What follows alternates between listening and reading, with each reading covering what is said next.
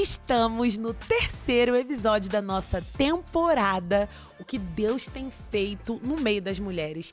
No Pode Testemunhar. Roda a vinheta. Gente, nós temos aqui uma convidada hoje, uma fofa, uma jovem de 25 anos, ela é portuguesa, chegou em julho de 2023 na Jeová Rafá. Vou tentar definir ela. Fidelidade. É a palavra dessa menina maravilhosa. Vem pra cá, Laurinha. Cadê os aplausos?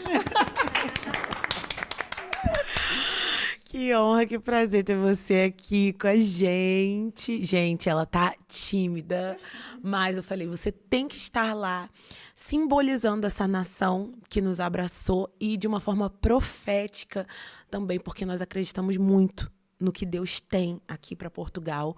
E você é um marco, né, na nossa vida, na nossa igreja, no nosso ministério. Então, a gente queria conhecer mais um pouquinho sobre você. Antes de você chegar aqui na Jeová Rafá, quem era a Laura Mendes? Conta pra gente. Então, eu não era de Vila Real. Eu morei na Régua durante 17 anos da minha vida. E foi lá que eu conheci a igreja evangélica. E eu tenho uma amiga muito especial, que ela faz parte da minha vida até hoje, Mia, eu amo-te. Ela apresentou-me o Evangelho e com 12 anos de idade eu lembro-me que nós obrigávamos os nossos pais a levarem-nos para a igreja. Olha isso. E o meu pai dizia, não filha, não vais, porque os nossos cultos eram à terça e ao sábado. E o meu pai dizia, não Laura, amanhã tens escola. E eu, por favor, deixa-me ir. E eu implorava e ele lá me deixava ir. E no início foi um bocadinho complicado, porque depois ao longo dos anos eu fui crescendo e o meu pai tinha sempre muito receio, mas a minha mãe, a minha família, se é isso que tu queres, mas tu não nasceste nesse meio, tu nasceste católica, mesmo não praticante, porque os meus pais também não são. Havia sempre esse género de comentários. É muito forte o catolicismo aqui em Portugal, mas há um mito.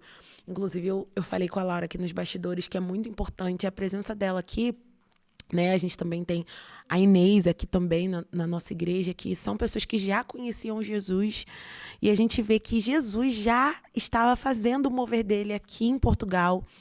Antes, né, desse boom, que graças a Deus tem tido um boom de igrejas aqui, não é, Laura?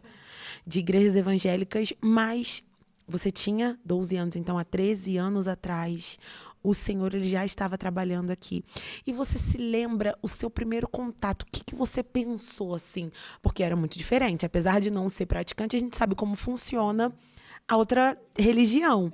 Mas o que passou na sua cabeça a ponto de você falar, por favor, me leva, amanhã tem escola, mas eu preciso estar lá? O que te impactou a ponto de você ficar, mesmo na adolescência, a ponto de você se apaixonar, assim? Então, eu e a Mia, nós falamos muito sobre isso hoje em dia, já adultas, ela com a casa dela, com a filha dela, nós falamos muito em relação a isso. A sede do Espírito Santo.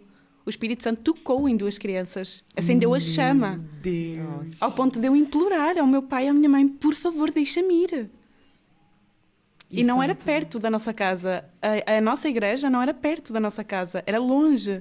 E muitas das vezes nós íamos a pé, com a tia dela. Olha isso. Uau. E, Laura, conta pra gente, como que foi sua chegada na Jeová Rafá? Como que você conheceu a Jeová Rafá aqui em Portugal? Então, eu conheci a Jeová Rafá aqui em Vila Real, através da Dandara, nós fazíamos as unhas, e ela, no trabalho dela de mesa, falava muito de Deus. E eu estava ali desviada, não é? Vim para Vila Real, deixei de frequentar a igreja, 4 anos depois, ela começou a falar e começou a acender a chama. Eu, quero ir. E eu lembro-me exatamente da quarta-feira em que eu cheguei à Jeová Rafá e eu entrei na igreja e eu comecei a chorar. O Espírito Santo ali tomou-me e a pastora Natália lembra disso. Meu Deus. Foi assim. Mas antes, esse período, como é que foi? Porque eu lembro da minha adolescência e o ano que você estava conhecendo a Jesus, né? Eu tô aqui com a minha mãe, ela lembra muito desse período de 11, 12 anos. Foi o período mais difícil da minha caminhada. E eu queria saber como é que foi esse período de afastamento, né? Por quê? O que aconteceu? Porque você voltou para Jesus já com a gente. Mas nesse período de 4 anos, como é que foi que você se distanciou?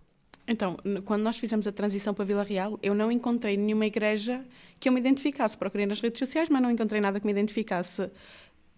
e a gente vai esfriando. Sim. Deixei ir. Quando dei conta, tinham passado 4 anos da minha vida. Mas eu sempre tive, o Senhor não gosta disto.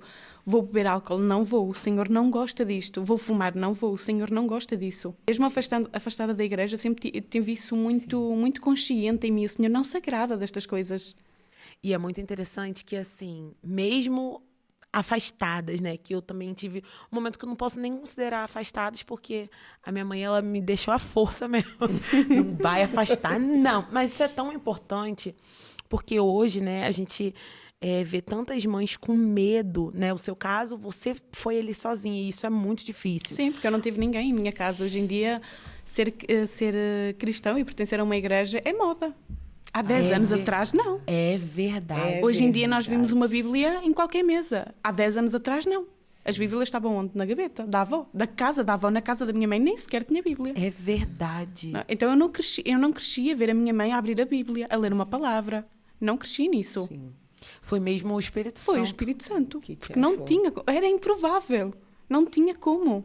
E é engraçado que hoje eu ouço muitas mães assim, eu tenho receio de levar ele, eu tenho receio. Ele não quer ir, então ele vai ficar em casa. E eu gosto muito de falar sobre isso, porque se não fosse a insistência da minha mãe, talvez eu não estaria aqui.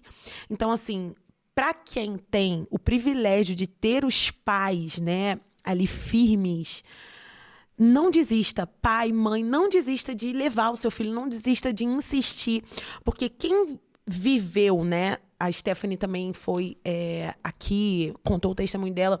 Ela também foi sozinha, ninguém da casa dela sabe como faz falta, né? Às vezes você tem uma palavra de incentivo dizendo assim, não, filha, você não vai ficar desanimada, não. Você vai na igreja. E a gente percebe que o Espírito Santo, ele realmente é Pai, ele realmente é o amigo consolador, é o socorro bem presente, que nos momentos em que não tem ninguém, ele mesmo dá um jeito de nos levar de volta. É isso. Isso é muito interessante, porque eu não sou mãe. Já eu serei. Mas eu não sou mãe e o trabalho de casa dos pais é esse. É isso. Nós não estamos aqui mães para chegarem ao céu, Senhor, eu fui uma ótima mãe, eu fui perfeita. Não, mas eu levei eles até Cristo. Sim, perfeito. Perfeito. E isso está na Bíblia, né? Pais, está lá em Deuteronômio. Impõe aos seus filhos. Porque quem sabe é você já é um adulto. Exatamente. Né? O adolescente, ele está num roda-moinho, no liquidificador de pensamentos. Uma hora ele gosta de uma coisa, outra hora ele gosta de outra. Uma hora ele é uma coisa, outra hora ele é outra. E ele fica ali, ele está em busca das verdades, ele está em busca de uma identidade. Então, muitos pais hoje falam, não, eu tenho que dar liberdade. Não, nós não temos que dar liberdade. Quando a questão é o evangelho, não temos. Quando a questão são princípios, nós não temos. Nós não temos que botar na mão de um adolescente que ainda vai formar uma identidade, o poder, né, de decidir. Nós estamos expondo eles, né? É doloroso você ver, né, o seu filho. Não quero, mas hoje o que a gente vê são pais que têm medo dos filhos reagirem ou baterem uma porta ou... Não, nós que sabemos, né, como pais. Porque os papéis também estão muito invertidos, porque a mãe, hoje em dia os pais têm medo de ouvir os filhos chorar. Não pode. Eu chorei, eu não quero que ele chore. É verdade. Mas só eu sei, assim, o quanto foi importante para mim ter essa condução. E quando eu olho para uma menina que venceu a adolescência, né, que é a fase mais confusa, só não, porque ele é o suficiente, mas dando espaço para o Espírito Santo trazer, para o Espírito Santo atrair, porque ele nos atrai e ele nos convence. Eu fico muito admirada. E eu lembro, eu até te mandei esse print dizendo, caramba, da onde você é? Você sempre foi da igreja? E você falou, não, sempre fui. E aquilo me admirou muito. E eu falei, eu quero que a Laura, né, declare e profetize que os jovens, inclusive a gente está aqui e a gente vê um alto índice de doenças emocionais, de suicídio. E quando a gente vê uma jovem que viveu essa fase difícil de turbulências, estando com Cristo, querendo estar na presença de Deus, eu acredito que isso é algo que pode ser liberado profeticamente, né, sobre a vida de outros jovens. Mas a gente vai deixar essa parte para o final. Eu queria que você declarasse algo para os jovens, mas eu queria te perguntar: qual foi o testemunho que você viveu na presença de Deus? Aquilo que você olha e você fala assim: foi Deus, foi Ele que falou, foi Ele que me tocou desse jeito, que marcou a tua caminhada. O que foi que você pode contar pra gente? Foi em 2024, quando nós fizemos a preparação para o Congresso das Mulheres, aqueles 3 dias de jejum. Foi sobrenatural. O Espírito Santo tocou-me no meu quarto sozinha, sem palcos, sem uma pastora, sem o meu pastor, sem música, sem ninguém. Foi ali. O Senhor tocou-me e ok, isto é a presença do Senhor, é isto. Então quero mais. E eu lembro que essa experiência você fez pela primeira vez? Fiz pela primeira vez. Eu vez. também. E eu já tinha visto a minha mãe fazer 3 dias de jejum de uma experiência que ela estava tendo. E eu falei: gente, eu nunca vou conseguir fazer isso. 3 dias sem comer, não, isso é impossível. E aí foi mais uma herança, né, que eu acessei. Eu falei: não, isso é meu também. Me dá. E eu falei: não, se ela fez, eu vou fazer também. E aí eu convoquei, né, vocês para fazer junto comigo. E eu lembro que a Laura falou: meu Deus, a gente conseguiu no final, né? A gente ficou mais... que Deus fez. Sobrenatural. Não tem como olhar para tudo aquilo e pensar: fomos nós. Não. O Senhor colocou tão forte a mão dele que não tem como nós olharmos para aquilo e pensar: fomos nós. Não fomos nós. Somos nada. A presença é muito diferente da manipulação, daquelas músicas, né, para te emocionar, uma oratória boa. A presença é a presença. Né? A presença, ela não precisa de uma pessoa letrada, tanto que a gente vê que os primeiros apóstolos, os primeiros discípulos eram iletrados, né? Então, a presença é a presença, é uma coisa muito diferente. E, Laura, a sua igreja, ela era portuguesa ou ela era brasileira? Ela era brasileira. E culturalmente que você vê essa diferença? Por exemplo, você teve um contato com o evangelho através do Brasil.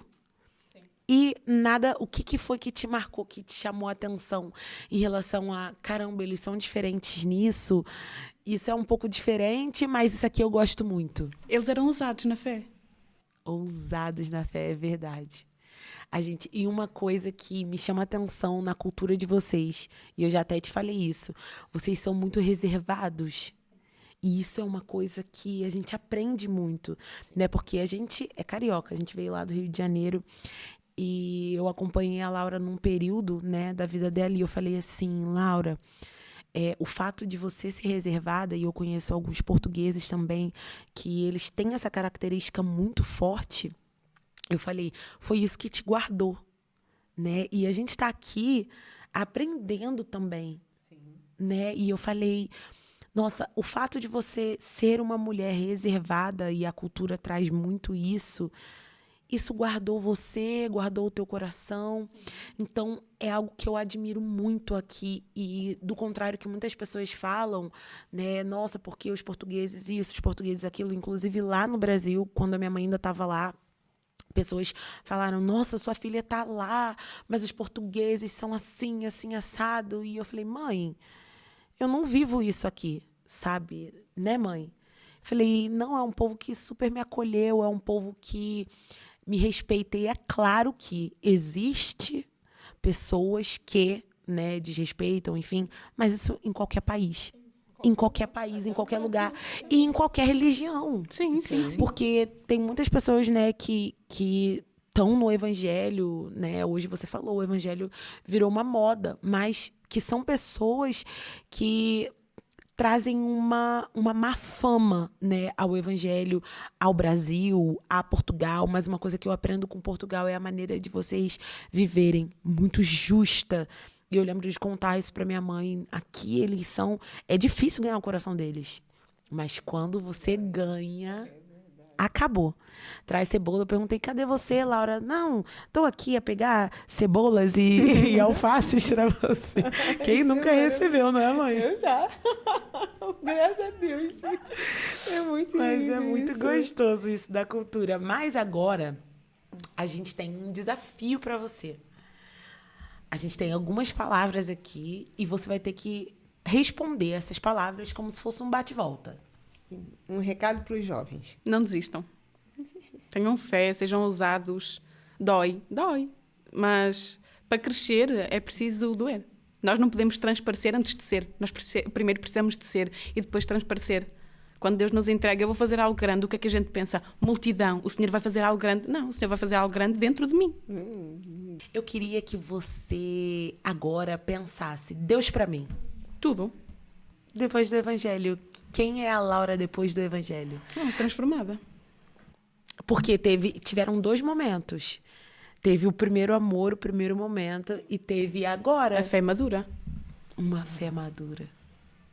Porque o primeiro amor é aquele amor apaixonante, quente, que a gente sente a presença. Mas o amor maduro é aquele que se mantém, mesmo não sentindo nada. Ok, Senhor, eu hoje não estou a sentir nada, mas amanhã eu vou sentir. E esse amor constante. E Laura, como é que você se percebe uma mulher de fé hoje? Essa mulher que passou por tantas transformações e você vê esse amor maduro. Como é que você se descreve como uma mulher de fé? Pode ser uma experiência, uma palavra ou um versículo que te marque muito sobre fé.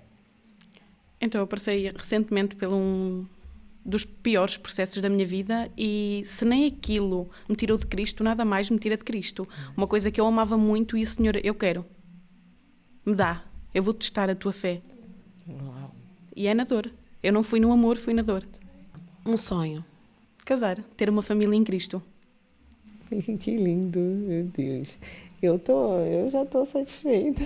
Eu queria, Laura, que nesse momento você compartilhasse, né, com os jovens e com as pessoas que estão assistindo o que o Senhor tem ministrado ao seu coração nesses últimos dias, o que Ele tem falado para você. A gente sabe, né, pelos bastidores, que vocês têm vivido experiências assim muito claras da parte de Deus. Antes, eu queria te pedir, queria que você compartilhasse um segredo. Como ter certeza que aquela voz é a voz de Deus? Isso é com intimidade. A gente consegue... Nem todas as vezes eu consigo discernir quando é do Senhor ou quando é meu. Às vezes eu preciso de mais clareza, de mais direção. Senhor, eu não estou a conseguir entender. Eu preciso de mais clareza. Eu preciso saber se isto é do Senhor. Mas quando é a voz do Senhor, ela queima. Ela penetra. Não tem como... Senhor, eu não vou fazer isso. E o Senhor, tu estás surda. Porque eu estou a dizer que é para fazer. Uma pessoa fica incomodada, o espírito fica incomodado. Quando é do Senhor, quando é uma palavra do Senhor. Então compartilhe o que Ele tem falado ao seu coração, de repente apontando, né, para os próximos anos. O que o Senhor tem ministrado, a palavra assim que... Há uma palavra que o pastor Rafael ministrou e que impactou em mim, que foi: não saiam de Jerusalém até que sejam revestidos do alto. E o que é não sair de Jerusalém? É mesmo com a nossa força nós querermos avançar, mas é pararmos e esperarmos pelo tempo do Senhor, pelo tempo certo. É verdade, isso é muito profundo. E se você pudesse declarar uma palavra profética para o teu país, para os portugueses, né, as portuguesas, que esse programa é voltado para as mulheres, mas com certeza, de repente, algum marido, namorado está ouvindo agora. Eu queria que você declarasse uma palavra profética para os portugueses, para o teu país agora. É claro que o Senhor venha a soprar sobre os 4 cantos deste país, da Europa inteira, que o Senhor venha a restaurar famílias, que nós, como portadoras do Evangelho, possamos alcançar famílias, não para nós, mas para a glória do Senhor. Amém. Eu acredito que esse lugar será alcançado e sacudido com o poder de Deus. Amém. Amém. Amém. Como é lindo, sabe, viver isso. Saber que o Senhor é Senhor das nações. que o Senhor ama a diferença. Deus fala na palavra dele, ele é Deus de todas as raças, as tribos e as nações. E como é bom a gente ser alcançado pelo amor de Deus. Afinal de contas, é tudo sobre o amor dele, né? De um pai pelos seus filhos. Eu tô feliz demais. Pronto, que prazer receber você aqui. Muito obrigada pelo seu sim. E eu quero convidar você para assistir os episódios que você ainda não assistiu do nosso podcast, do nosso Pode Testemunhar, porque eu tenho certeza que você vai ser edificado. Laurinha, muito obrigada pela sua presença.